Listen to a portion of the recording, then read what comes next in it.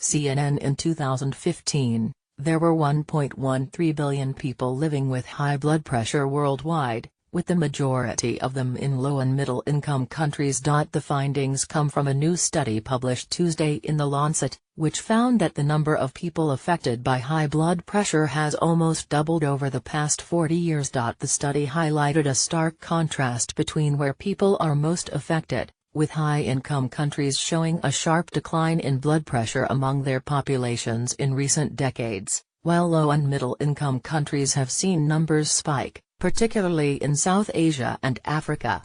When you look at this globally, blood pressure is a condition of poverty, not affluence, said Majid Azati, professor of global environmental health at Imperial College London, who led the analysis. The relationship with national income is completely inverse. The difference was made more evident by that fact that half of the world's adults with high blood pressure in 2015 were living in Asia. The United States, Canada and South Korea had the lowest rates in the world, while the UK had the lowest proportion of people with raised blood pressure in Europe. In the high-income world, rates are coming down despite the aging and increasing population, Azati said. But in the population, in Asia, as the age goes up, the blood pressure tends to be higher. He adds that this is most likely down to differences between these populations in terms of healthy food options but also access to health services providing diagnosis and treatment. An estimated 226 million people in China were found to have high blood pressure, along with 200 million in India. The top 5 countries for high blood pressure among men were all in Central and Eastern Europe: Croatia, Latvia, Lithuania, Hungary, and Slovenia. For women, the top 5 were all in Africa, Niger, Chad, Mali, Burkina Faso, and Somalia. To reveal these findings, Azati collaborated with the World Health Organization as well as hundreds of scientists around the world to study changes in blood pressure in every country between 1975 and 2015. "We wanted to know what was happening," said Azati, who believes that blood pressure is a more extensive problem than obesity and diabetes and warns of the range of health conditions that stem from someone's blood pressure being raised, such as stroke, heart disease and kidney disease. As the leading risk factor for cardiovascular disease, reducing blood pressure is also a key step to meeting the overarching target of reducing non-communicable disease mortality, said Gretchen Stevens, a statistician with the WHO's Department of Information, Evidence and Research who worked with Azati's team.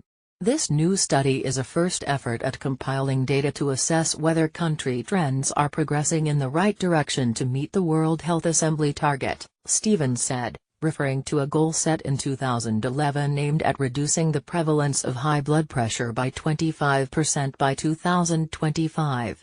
Raised blood pressure is defined as someone having systolic blood pressure above 140 and a diastolic blood pressure above 90, usually read as 140/90.